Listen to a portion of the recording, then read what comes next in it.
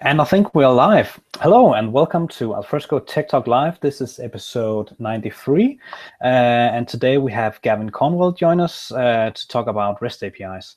I have a few announcements first of all. So we have a couple of Alfresco days coming up in February. So we don't have one in January. We need to have a good break and be sure we get across the New Year safely.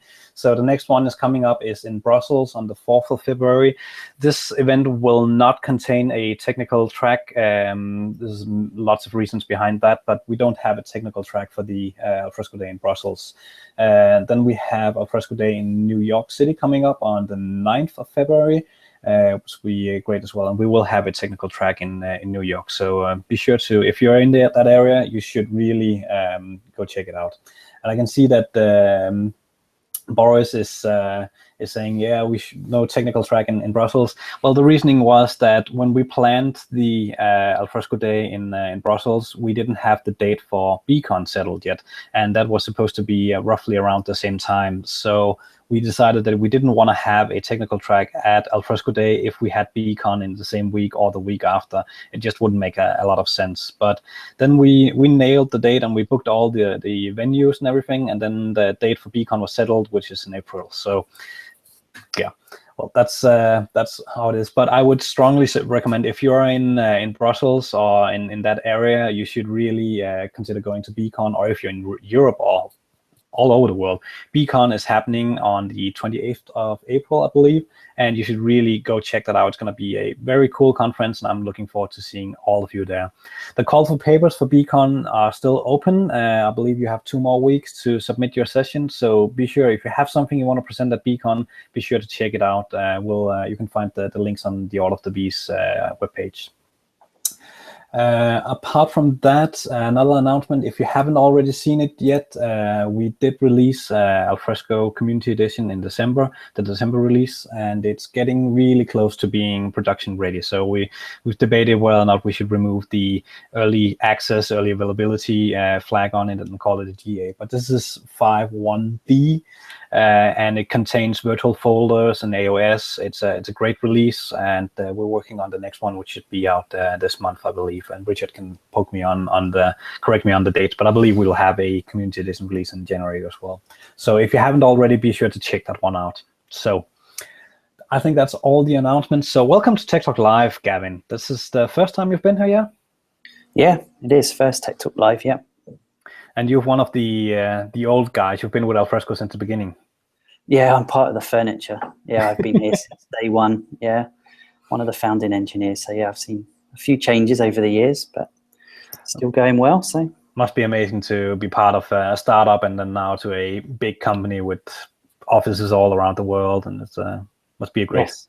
Yeah, it's been a really good journey. Yep. Great. So I've seen lots of changes. So Gavin, what is your position in the company? What do you actually do in Alfresco on a daily basis? I got a couple of main roles really. I'm the engineering manager for the content services practice. So there's a group of us that look after sort of the top half of the repository, if you like. So I lead a few engineers there. That's sort of a line management role more than anything. And then I'm part of delivery team working with yourself on the REST APIs. So there's a group of us that are looking at the what we're going to look at today. Oh, great. Well, without further ado, I'll go on mute and lock the screen on you, and you can start your presentation. As for the audience, I'll be monitoring the Google Plus page and the chat as well. If you have any questions, just ask away, and I'll be sure to catch up and ask the questions to Gavin.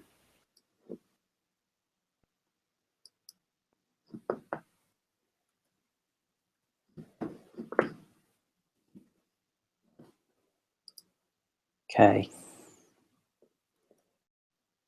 You see my screen? Oh, yes. Excellent. Okay. So just a quick overview of what we're going to look at today. We're just going to do a quick introduction, why we're talking about REST APIs today, and go over a little bit of the past, cover where we are today, and then look at some of the future stuff we're looking at doing, and then a short demo after that, and then time for some questions, hopefully at the end. But if there, as Ol said, if there's any questions as we go through, then I'm happy to answer those as we go. So why are we talking about REST APIs today? So the REST API space is moving at an incredible rate at the moment. There's loads and loads and loads of stories on RSS feeds every week about REST APIs. The surge has come mainly from mobile devices, I think, has driven a lot of API usage, amongst other things, but mobiles are really what have done it recently. So Twitter have billions and billions of API calls per day on a daily basis, and you look at any charts, any infographics out there, you'll see the hockey stick curve of how much REST APIs are being used. So they're becoming extremely important, and everything these days seems to have an API. Obviously apps, the Internet of Things is another area that's made APIs balloon in usage at the moment. Smart TVs and even cars have REST APIs these days. And of course, the other thing is all the as a service area, so platform as a service, infrastructure as a service, all these things, that the REST API is the main entry point. So you can't get in-process access anymore. So REST APIs become the extension point for these platforms. And REST APIs they're being treated more now as a product rather than a feature. A long time ago, API was just something that you had, and you may market it a little bit, but now REST APIs there's a whole industry growing around REST APIs, so they're very much being treated as products these days. The REST API space has a growing community as well. So there's a ton of companies doing all sorts of different things, but more recently, I think it was back in November, the Open API initiative was formed, and it's run by the Linux Foundation, and there's several vendors. I've listed a few there, some big names that are getting together and trying to get some standards going around REST APIs. So if you can go to apis.org to get some more information on that. The main thing they're looking at the moment is the way we define APIs, how you can describe them. And Swagger, there's a couple of others that we'll talk about a bit later, but Swagger's one of the main ones. And that's been donated to the Open API initiative as the starting point for how we come up with a standard to define REST APIs. Now, for about a month, I think it was called Open API Definition Format, but people felt that was a little bit of a mouthful. And they just announced that from the 1st of January, it's actually going to be called the Open API Specification. And if you go to Swagger's homepage, they've already started updating or mentioning at least Open API Specification. So we're going to start seeing that a lot more. And there's a lot of open APIs around as well. And what we'd want to try and do is make some common patterns and metadata so as you move from REST API to REST API, there's familiar things. So, the way we represent a person, for example, if we can come up with patterns and standards on how to do those. So there's a API Commons initiative has been started to try and help there. And then finding out about APIs is another problem, the discovery of APIs. So apis.io is a registry where lots of different companies are going to register their API that you can get access to. And open data is the other big area as well. So a lot of people are opening up their data and via REST APIs, obviously. And even the government are doing this. There's all sorts of different examples. Like in the UK, for example, I think the DVLA have a REST API, so you can get car registration information, and NASA do where meteors have hit the Earth in the last 30 days and stuff like that. There's all sorts of interesting data you can get hold of. And tooling is the other massive area as well. There seems to be a new tool coming out every single week at the moment. We all know there's numerous REST clients available, but Amazon towards the end of last year released a product called Amazon API Gateway, which is very, very interesting, how to play with that just before Christmas. In conjunction with Lambdas, you can create REST APIs, serverless REST APIs, basically just with a Lambda with your code in it. exposed via Amazon API Gateway. And that can also be used as a proxy to all sorts of other legacy systems. So some really interesting stuff going on there. Swagger, the people behind Swagger have released a tool called Swagger Hub as well, which we're using ourselves. So it gives some collaboration features around all the tools that Swagger have. So there's 2 or 3 different tools, and they've combined them into one online service there. And RESTlet API, RESTlet is the company. They've got a product called API Spark, and they're doing some really cool stuff as well. They host APIs for you and allow you to host data, and you can even host spreadsheets as your data repository. There's a link there to an example where they used a Google spreadsheet with finance data in it, and basically added an API on top of it, and then built a UI, all from the API Spark platform. So there's some really, really cool stuff being done. So going on to more Alfresco specifics, where were we in the past? Where have we come from? So in the early days, we wrote a web services API for Alfresco, so the old SOAP WSDL stuff. I think that's disappeared now from the product. I'm not quite sure if I'm 100% there, but it's sort of going out of fashion, shall we say. But that was one of our first sort of web service, if you like. And then we got involved in CMIS very early on. We were one of the founding members of CMIS. And obviously that's still an important part of Alfresco. We support that to this day. Then we introduced the WebScript framework, which I'm sure you're all very familiar with. And that allowed our REST APIs to start emerging. So we used the WebScript framework ourselves to expose lots of REST APIs for the product. However, they organically grew, and lots of different teams wrote different REST APIs for the functionality that they were writing at the time. There were no sort of standards or guidelines around those things. So we ended up with a lot of inconsistent URLs. The parameter names are different and responses were different. Some APIs would give you back JSON, some would give you back XML. And we had, there's a descriptor there to help you, but that wasn't always filled out correctly or gets out of date, for example. And it was also very difficult to, even with the descriptors, to see what was public and what was private, because a lot of the time they were just left as default. So you didn't really know whether you are allowed to use them or not. And the whole thing wasn't particularly RESTful. So it did the job, but I think we can do better.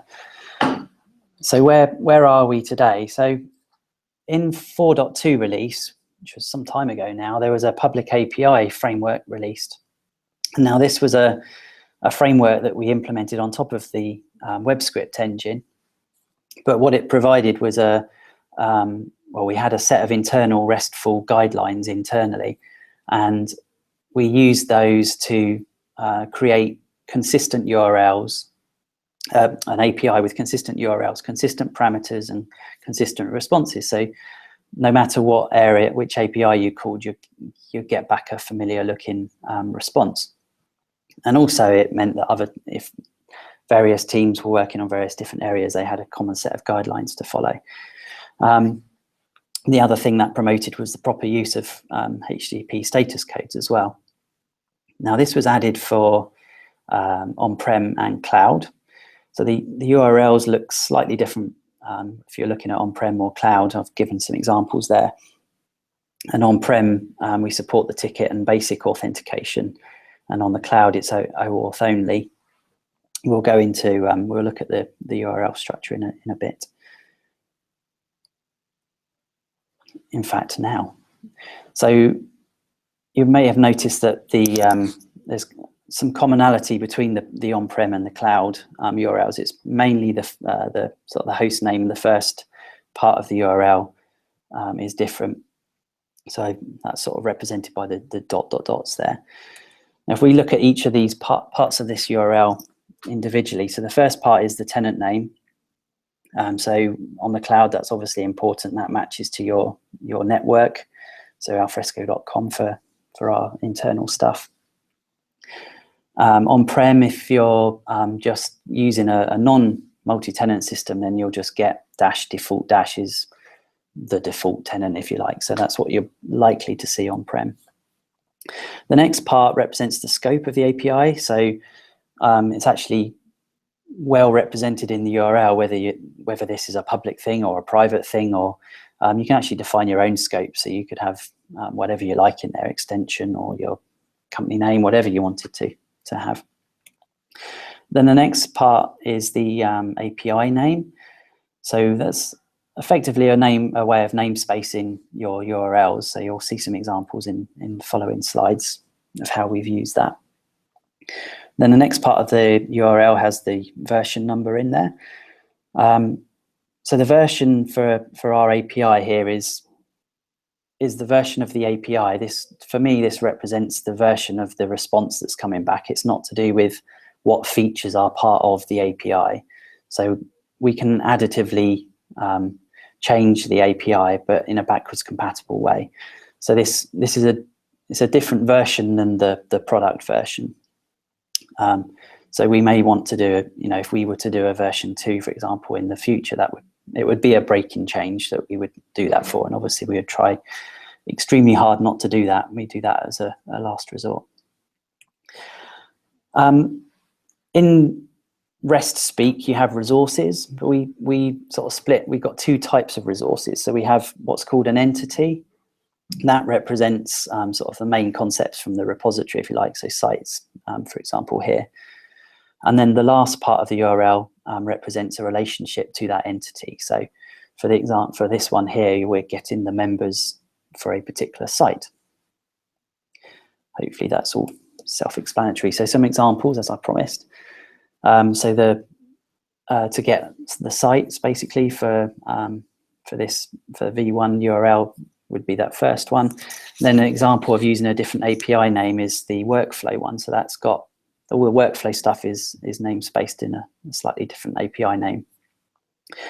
And then again, we've used a different API name for the CMIS URLs. So we wanted also the CMIS stuff to fall underneath the same sort of URL structure, so it would all remain familiar. But obviously, the responses you're going to get back there are CMIS specific. There's an example there of a private API. You'll see that in 5.1. That was introduced as part of the content model management stuff. And then an example there is of a custom one. You may want to create a scope called extension, for example. Some examples of entities that we've actually got right now implemented since 4.2. So nodes, sites, people, tags, workflow, and networks. That's more cloud only, really. You can ask for a network on-prem, but it's not really going to give you much useful information unless you've got a multi-tenanted system, obviously. So we have had some confusion with REST APIs as well in the past. So when you say REST API, which one do we mean? And often people will give us different answers. So there's the old stuff, the old web script REST APIs that their URL began /service/API. There's CMIS, that's a REST API as well. And then there's also, from 4.2, we introduced something called the Alfresco One API. I did this session at an Alfresco day not so long ago, so I asked for show of hands. It's going to be fairly hard to do that here, but I'm presuming that there's going to be, if you were holding your hand up now, there are probably not many of you doing that. It seems that Alfresco One API is not something that's well known. Not many people seem to know actually what it is. And what it actually was a way of representing the combination of the REST API that we just saw some examples of there, and the CMIS part. So we only implemented the proprietary side. So anything that wasn't covered by CMIS was implemented as part of the REST API, and that got packaged as the Alfresco One API. But it as I say, don't think that message got across very well. So we're trying to address that in 5.1. So the old web script based REST APIs we're calling the V0 REST API to try and sort of signify that grew organically. It was sort of our first attempt, and that things could be better.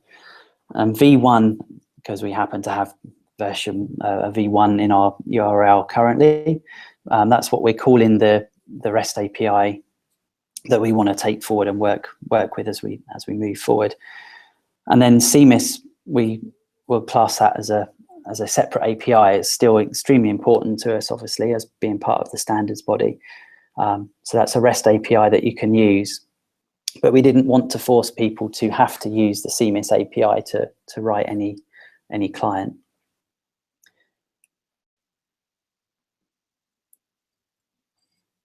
So just a bit of a comparison between the two, sort of the old world and the new world.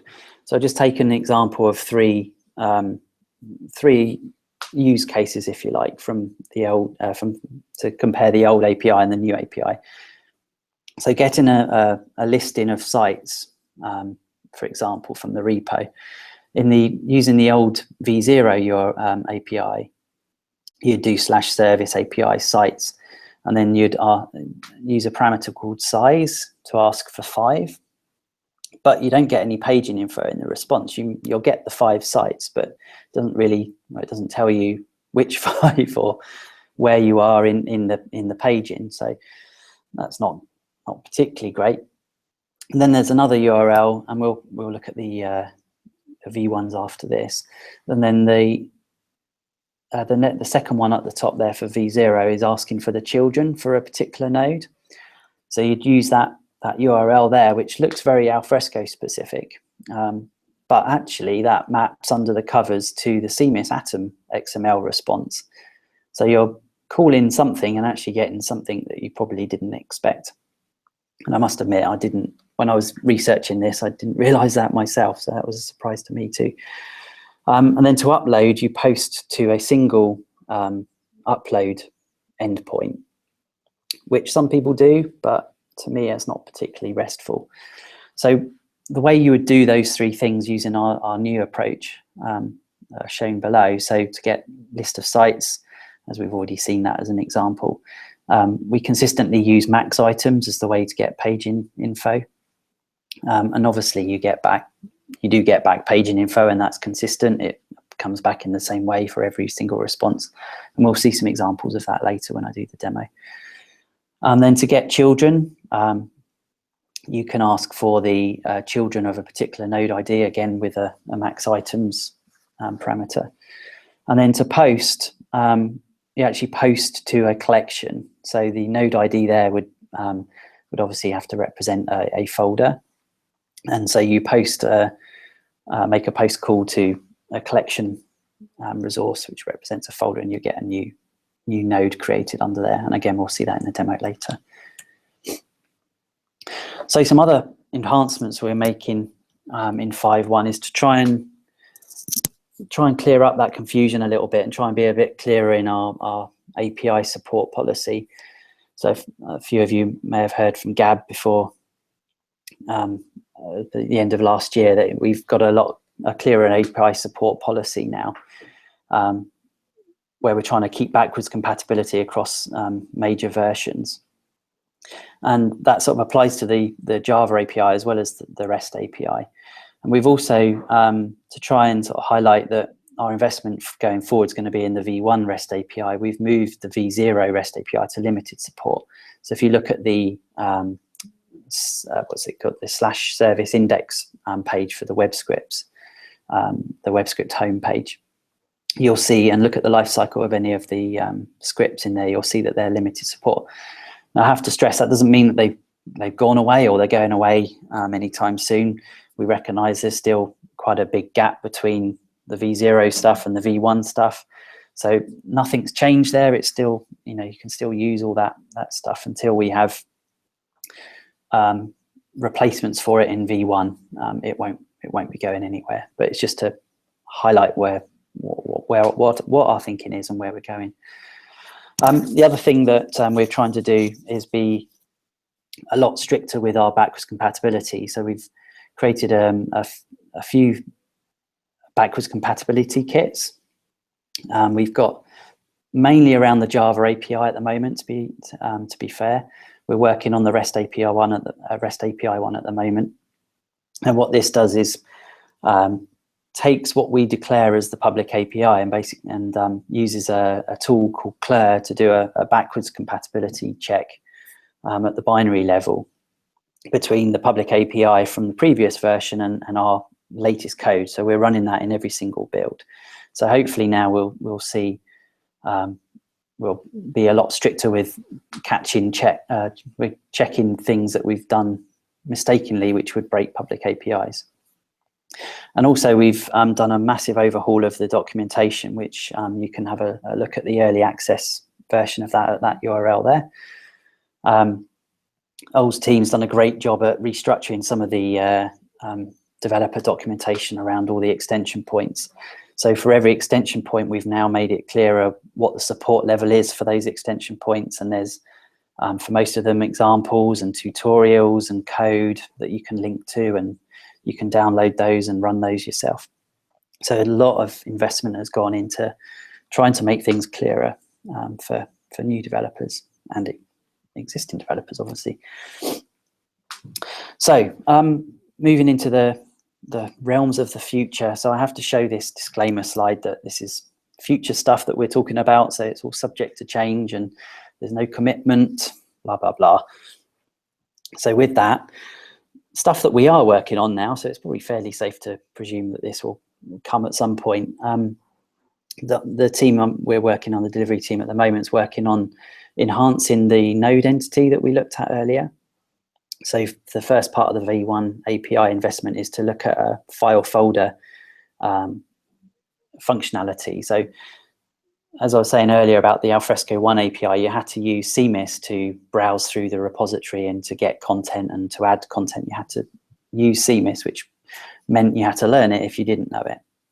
So we've added some basic file folder functionality to the API. So I'll give you a demo of that shortly. And in order to do that, we're enhancing the REST API framework that got added in 4.2. So obviously bug fixes and adding more features as we require them. And then one of the other major things that we're trying to invest in is the API definition. So if you think WSDL, but for REST APIs. So as I mentioned earlier, Swagger is one of the main ones. I guess over the course of this year, the word Swagger is going to disappear and get replaced with Open API specification. But there's a couple of others as well. RAML is one of them, and API Blueprint is the other one. And they're both sort of competing standards, if you like, but Swagger's sort of the de facto standard at the moment. So when new tools get released, unless they're from the vendors that are behind RAML and API Blueprint, obviously, you tend to see Swagger support come first. And one of the tools they give you is an API Explorer, which I'll show you a little example of that as well in a minute. It allows you to try out the API whilst you're reading documentation, which is quite cool. And then we're looking at modularization a little bit. So at the moment, the REST APIs are all bundled in the platform as a whole. So with our sort of release agility initiative that we started last year, trying to break up the monolith a little bit. So one of the other things we may be able to slice off is the REST API, so that we can iterate on that a little bit faster and not have to wait for a whole platform release. And then the whole thing about discoverability of feature, actually discoverability of functionality rather than of the API itself. So as I mentioned earlier, the version V1 would stay V1 as long as it possibly can. But we're obviously going to have new releases and new releases of the AMP, or whatever delivery structure we come up with for the modularization side of things. But somehow there's going to be new features added. But the V1 in the URL would stay the same. So how do you discover that we've added search capabilities, for example, or how would you work out whether the search actually supports faceted search? So we need some sort of mechanism to allow clients to work out what they can show in their UI. So we're looking at ways of doing that as well at the moment. So this really is future stuff. We're just discussing really at the moment. So obviously, as I mentioned earlier, there's still a big gap between the V1 and V0 REST API. So we need to do a gap analysis of where the biggest requirements are, what makes sense to look at first. Client libraries as well is another big area. So we already have a client library for mobile, for Android and iOS. We've had SDKs for a couple of years now, but it would be really useful to have one of those for Java and JavaScript as well, in my mind. So rather than people having to learn how to parse all of the JSON and do all of that, it's not hard, but it's nitty-gritty boilerplate code that we could provide a library that does all that for you and give you a more familiar sort of object-oriented API. So that's something we're considering. The others, for other languages, it could be generated from the API definition, which is another good reason to have an API definition like Swagger, for example, because there's all sorts of tools there around that allow you to generate code from those. The other thing we're looking at doing is actually moving more to a contract first design. So rather than you start with the code and then just sort of throw a REST API in front of it, again, with having an API definition language like Swagger, you can start working on the definition and what the URL looks like, what the responses and the requests are going to look like. And developers and technical authors can work on both of those at the same time. We can source code, manage all those things, and get the revision stuff going. And people and technical authors can work on that on the same files as developers. Often technical authors aren't allowed near code, but if you're working on a sort of an API definition, that might be something that could work quite well. So that's, like, as I say, we're using Swagger Hub. That's something we're experimenting with at the moment. And the other thing that allows you to do is generate boilerplate code. So as I mentioned, we have this REST API framework, and the way you implement your APIs using that, there's obviously some structure and some things you have to follow, which means there's a little bit of boilerplate code in there. So some of that stuff could easily be generated from these definitions, which will be really useful. And obviously the other thing with having a contract first design, we can actually get the community and partners and stuff involved via pull requests, so people can get involved a lot earlier. And I can also add to the whole contract first design is that we want to engage with the broader developer ecosystem, which is the community, the partners, our customers, and really ask what kind of REST APIs you're looking for. So we have the structure, we have the framework, but as you said, we're working on the file folder APIs now that we'll see in just a few minutes. But what's the next step? What is the next API we're gonna make available with this new framework? And we can actually involve the community and the partners and the customers in that, and not just only which APIs we should work on, but what the API should look like. So if we wanted to have different kinds of outputs into responses, we can collaborate on that using some of the tools like Swagger Hub, or just have it on GitHub and have pull requests. There's a bunch of cool stuff we can do there, where we can actually involve the community and the ecosystem as a whole to really iterate on it, combined with some modularity and release agility on it, where we can actually release this more frequent. We can have some quick turnarounds on new REST APIs. So it's going to be really, really exciting to see this evolve over the next months. Yep, thank you. So another area is monitoring standards that are out there. So the first one's a bit of a mouthful. Hypermedia as the engine of application state, OAS. I'm not sure exactly how you pronounce that, but to be truly RESTful, if you read Roy Fielding's dissertation, you have to meet level 3, and that's what he's representing there. And it basically means that all of your responses have to have links to everything else. So imagine like a website, you visit the homepage, you can get to anywhere else on the website just by following links. So it's the same idea, but for APIs. So really you only have to know the entry point, and from there you can get you can navigate the API. And there's quite a few standards around that, or attempts at standards, I should say. So there's HOW, Siren, JSON LD, collection plus JSON. There's a whole bunch of them. But I think therein lies some of the issues in my mind with that is that there's lots of people trying to solve the same thing and no one can really agree on how they do it at the moment. So that's an area still evolving, and there's some other sort of questions in my mind that I need to spend some more time thinking about. But it's definitely an area that that we need to keep an eye on. It's sort of a little bit like CMIS Atom, if you like. So when you get a CMIS Atom response, you get the full absolute URLs in your response. It allows you to get to the next stage. But having absolute URLs, especially when you're supporting an on-premise product where it can be used anywhere behind any proxy, and most of our problems come from that, exposing the absolute URL. So it's something we need to put some more thought into. Obviously, the Open API initiative, as I mentioned earlier, that's something we'll keep a very close eye on. So the only thing they're really doing at the moment is the specification, which the Open API specification, which used to be called Swagger.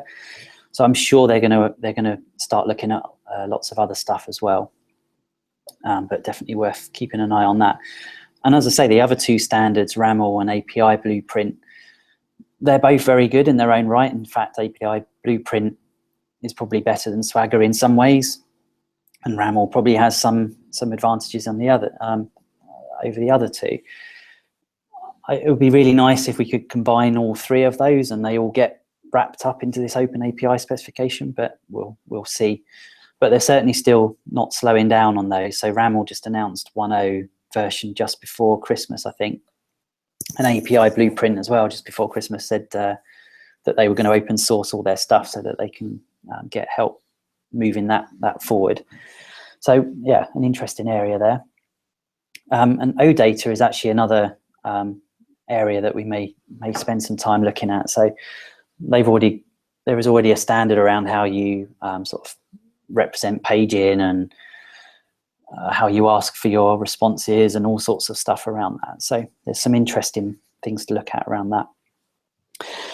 And as I mentioned earlier, as we sort of move to these more as a service models, there's no sort of extension point where you can put your own code, and you can't bring down a cloud server and just bring it back up to add your new web script. So we need to look at other ways to give us some extension points in that sort of environment. So webhooks and server-sent events are definitely some areas of interest that we continue to look at.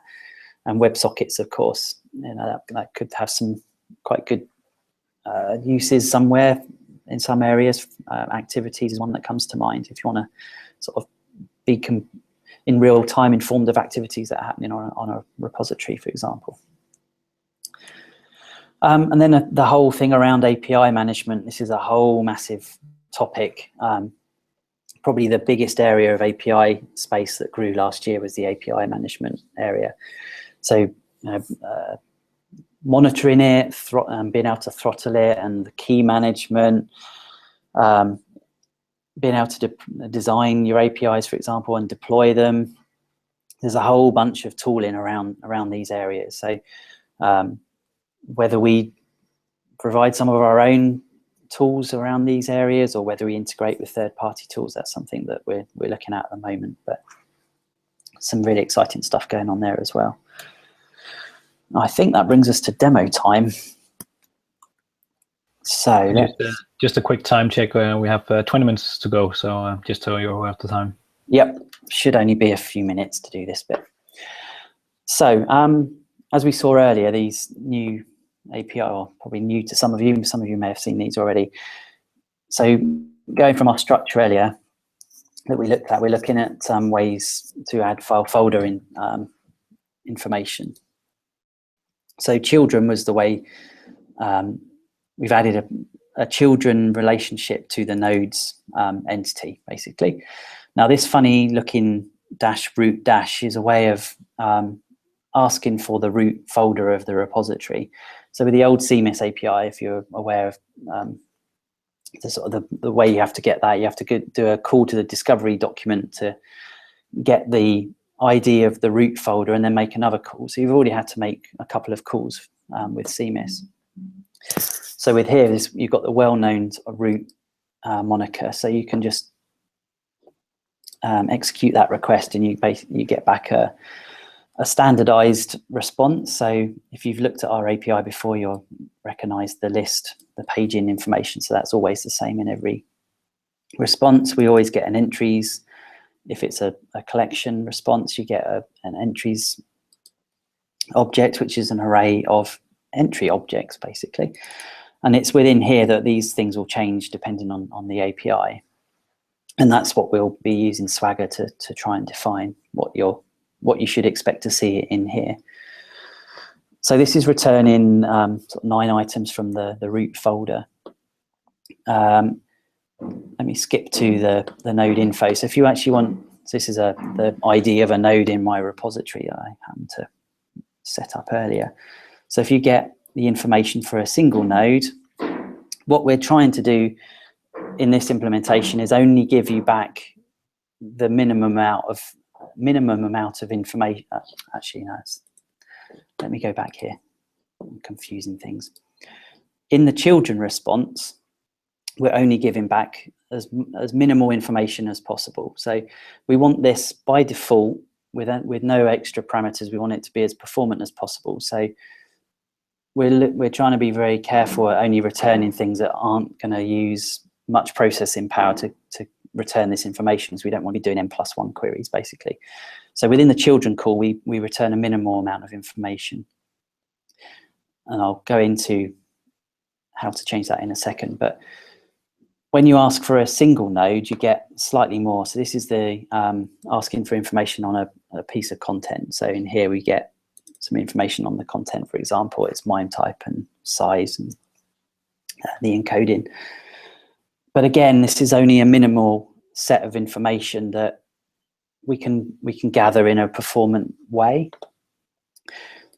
So there are going to be some things in there that you might want to get extra. So maybe like if it was a search results, for example, if and when we do that, you may want to have the path in there, or information as to whether that node that you're looking at is a link or not. So there are examples of two things where we don't include them in the default response, but you can request them by using this select parameter. So in this response, you should see is link coming back here, which we wouldn't have got before. And then the path here, we bring back a path. This is at the root level, so it doesn't really show it particularly well, but you get an array of array entry for every level of folder level that you've got in the repository.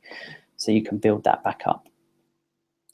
On the converse side, if you actually want to get less information, so if you're a mobile client, for example, you don't want to get everything back, you can use the properties parameter. And just here, I've just asked for ID and name. So now we're only going to get back those two things. So you can do the same thing on children. So for example, here on the children call, if we say properties, ID and name, if that's all you're interested in really, you can get back a much more succinct response with just the information that you need. And hopefully you can make it a lot more performant.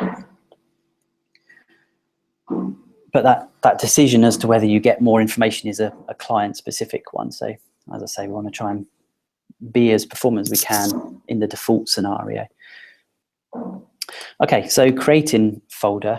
So I mentioned earlier that you post to a collection. So again, if we use this special moniker, root moniker, we can try and create a folder. So we give it a name of TTL. Give it a CM folder node type. So you obviously can create subtypes of folder. And you can create files as well. We'll see files in a second. So let's do test TTL folder. You remember we had 9 entries earlier. So when you create something, you get back a 201 status, obviously, as mentioned earlier, using the proper codes. You get back a full representation, or the default representation for a node. It's part of the response. If we look at children now, just to show that wasn't smoke and mirrors, there's now 10 items in the folder. Let's try creating empty content. So in a similar way, do test let's make that TTL just in case I already did that. So in here we say node type is CM content instead. That could be any custom subtype of content again, obviously.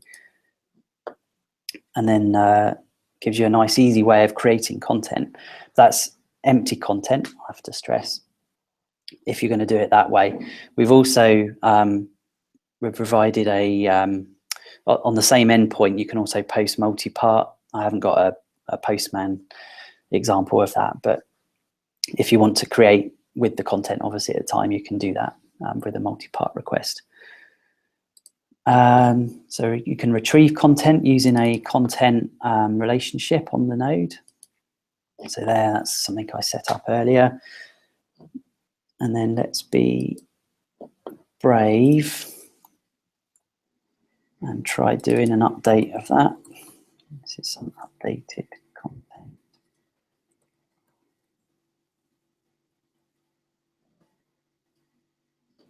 Then hopefully retrieving that again should give us the updated content. There you go. And then finally, and delete obviously is the other one. I won't go in, won't show that one right now. But delete, you just give it the ID of a node and you can delete a folder, and that will do a cascade delete of the folder, or you can obviously just pick out an individual piece of content. So hopefully that's given you a sort of whirlwind introduction to file folder API. Hopefully whet your taste buds for more. The other thing I was going to show was the Swagger UI that I mentioned. So we've been working on building up a manual or manually building up a definition of our V1 REST API using Swagger. So this is there's still a lot more work to do with this, but this just give you an example of what's come in, hopefully.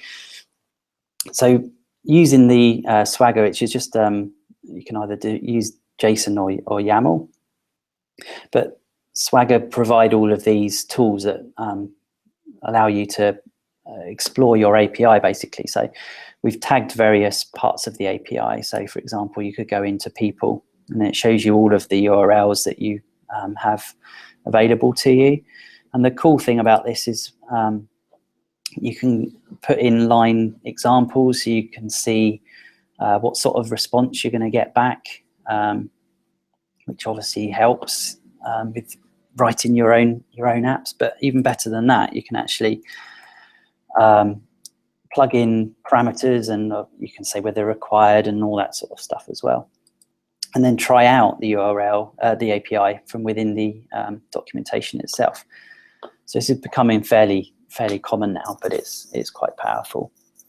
So here we just executed a REST API to get information on the person, the admin person. And you can see the response in line there and gives you example of the request that was made and how to do that in curl as well. So some pretty useful stuff. So for the file folder, just quickly show some of that. So it shows you the extent of the file folder at the moment. Like I say, it's still early days. We're still working on more stuff. So there'll be more URLs appearing here, but similar way to what we just did. You come into the children one, you can play with all the paging parameters, for example. So if I put in root here, we can try that out in line and see the same. So we've got 11 things there now, those 2 extra things we created. So hopefully that shows you the power of having an API definition.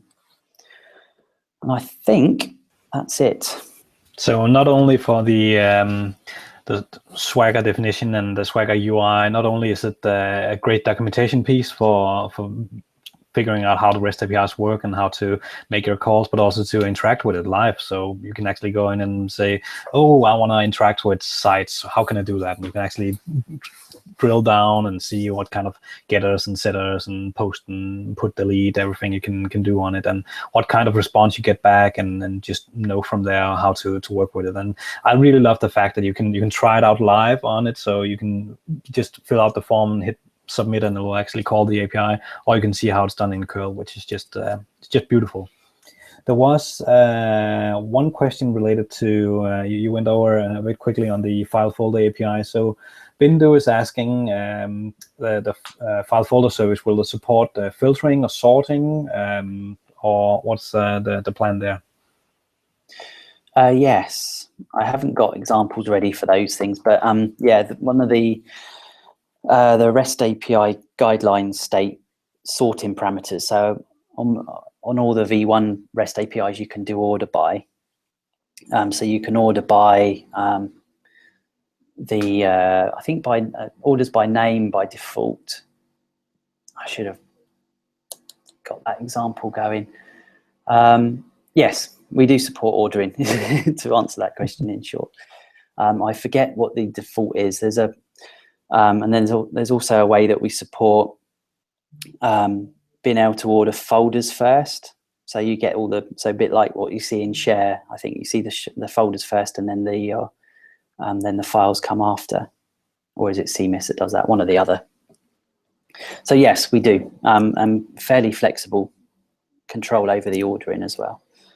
And Bindu was asking, what about filtering? So I'm not sure if that is covered by the select, where you can control which properties you get back on the response, or that should. It seems to me it covers it, but yes.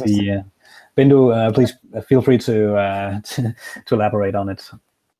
Actually, I have an example here. I didn't have it in my examples there, but it's luckily in my history. So, for example, if you want to get the children, so we do filtering via the where clause. So if there's, again, part of the REST API framework, there's the concept of where, which is how we do all of the filtering. So it's API specific. So at the moment, we don't have a lot of filtering support in the file folder API. It's actually something that we're sort of discussing how far we go. There's a line between filtering and then search. So we're trying to find the right balance. But one thing we have implemented so far is this. So in this example, we've just said, can I get all the children where is folder is equal to false? And so generally this property in here will relate to one of the properties in your response. So is folder, for example. Like I say, it's API specific, and it doesn't by default just support every single property in there that it has to be implemented. So we'll make that clear in the documentation what's supported. But here you can see we've just asked for effectively any files. So yeah, we've just got back 2 items there instead of the 11. So hopefully that should answer. Judging by the amount of exclamation point on his cool response, I think we answered his question. And Boris notes that the filtering, the where statements is pretty cool. And you can combine that with the, correct me if I'm wrong, you can combine the where and the select. So you can say, I want to have where, blah, blah, blah, and I want to have these properties as well. Absolutely, yep. And where you can also combine things in there. So you could say is folder is false, and I mean, MIME type is one of those things that we're, I think, discussing. But as an example, you could say, and MIME type is text plain, for example. So you can do more complex where queries. Like I say, it's just API specific. Great. So are you out of slides yet, or because I have some questions lined up? Okay, so slides. Axel is asking, and this hooks into a larger question, but he's asking if there's any support for declaration-only web scripts, if you think about web scripts REST APIs. So with the V0 REST APIs, you can go in and define a web script with FreeMarker and some JavaScript, and you don't have to invoke Java to do it. Is moving ahead, I know right now it's Java only. Do we have any considerations on adding a JavaScript FreeMarker combo for it, or what's the ideas here? Yeah, it's too early to say really at the moment. It's the whole, if you've got the Alfresco deployed on the cloud, for example, that's where all the webhooks and all that sort of stuff come in. And one of the reasons looking at Amazon API Gateway in combination with Lambdas, being able to call out to a Lambda, which could potentially replace the JavaScript that you would typically have as part of your REST API, That's the sort of things that we're investigating and looking at the moment. That's the question, is how would we support those? It's really easy to create a JavaScript web script and deploy that, but how would we support that in a more managed environment? So it's still too early probably to say what the result's going to be, but definitely stuff we're looking at, yes. Okay, and the next question is Axel notes here. He says, maybe I missed it, but is there going to be a node service REST API in addition to file folder service REST API? And I think I can answer that one, which is the file folder stuff we're doing now is not a one-to-one translation of the file folder Java API. So it's not like we're taking a Java API and making that into a REST API. Gavin, maybe you can collaborate a bit on that. Yes, I mean it's definitely not a one-to-one mapping. So,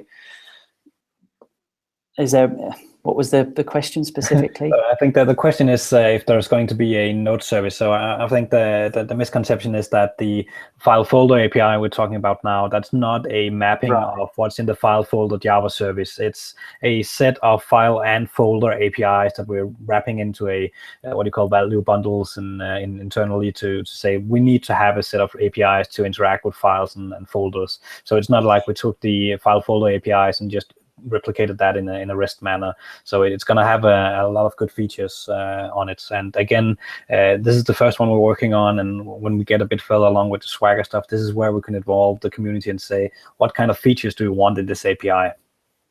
Yeah.